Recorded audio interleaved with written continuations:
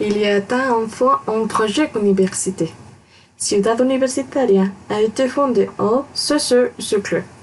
Sa première adresse a été située dans un immeuble où se trouvait actuellement le palais de la Cour suprême de justice, dans le centre historique de la capitale. Pour commencer, en 1910, le président Porfirio Díaz a décrété la formation de l'Université nationale du Mexique. Cependant, l'Université autonome du Mexique, comme on connaît maintenant, est appelée ainsi jusqu'en 1929, lorsque Emilio Portes-Gil était président. En 1928, Mauricio de María y Campos et Marcial Gutiérrez Camarena ont présenté comme indice d'architecture professionnelle un projet de relocalisation de toutes les facultés dans un seul campus. C'est là que commençait l'idée d'une ville universitaire, mais ce n'est qu'en 1943, lors du plébiscite de Rodolfo Vitro Bourget, que le bon site pour l'édifice est choisi. Ce site sera le Pedregal de San Ángel. Dans la tour du plébiscite, vous pourrez admirer un magnifique œuvre de muraliste David Alfredo Siqueiros. Sur les côtés nord et sud, il y a deux panneaux avec des refils en engin de sculpture et de peinture. Dans le premier, les 100 clés de la ville du Mexique sont commémorés, tandis que dans le deuxième réalise une mosaïque de verre. Deux gens sont représentés montant un escalier pour transmettre leur savoir au peuple. Dans tous les campus, la devise de l'université est palpable. Par Marès, l'esprit parlera, écrit par José Vasconcelos, attestant d'une population qui combine son héritage préhispanique et métier pour donner vie aux nations modernes avec un avenir. Ainsi, si vous allez à Séoul, vous trouvez des espaces emblématiques et propres qui caractérisent ces endroits. Voilà quelqu'un qui ont une première région. Premièrement, le MUAC.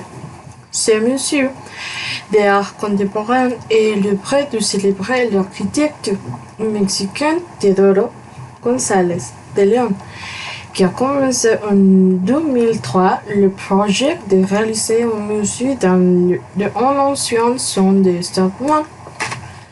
Le musée de l'UNAM a été fondé dans le but de promouvoir la construction qui critique des connaissances autour de l'art contemporain par les débats, l'expérimentation et la construction communautaire. Deuxièmement, l'Universum. C'est le premier musée interactif de vulgarisation des sciences exactes, naturelles, sociales et de l'art au Mexique depuis plus de 20 ans. Il promeut une culture scientifique dans la société et particulière parmi les jeunes et les enfants. Troisièmement, les espaces culturels. Un espace fascinant situé dans la revue écologique de la Ciudad Universitaria, où vous trouvez un chemin qui intègre l'art et l'écologie. Un homme qui est très centré, avec un sol de lave noir et le centre. Son but est de représenter le cosmos en référence à la culture préhispanique. Ensuite, le jardin botanique de l'Institut de biologie de l'UNAM. Un relogement connu comme Invernadero Faustino Miranda est le deuxième plus ancien jardin botanique du Mexique et un caractère national par la diversité et la représentativité de ses collections.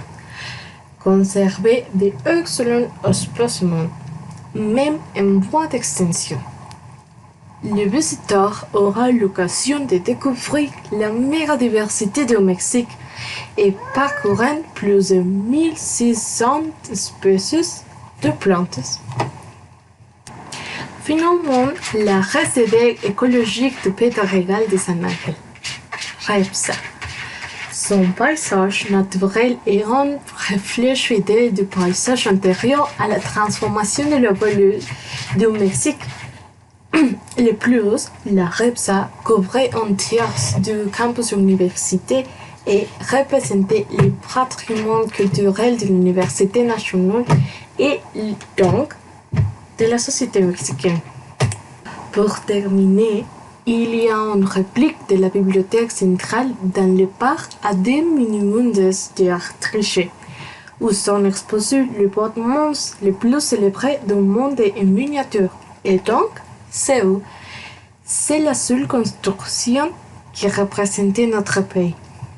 Alors, n'oubliez pas de visiter ces endroits de en profiter de celui considéré patrimoine mondial. Mettez vos jambes au travail, c'est où vous attendez avec une piste cyclable et vous pourrez visiter ces lieux.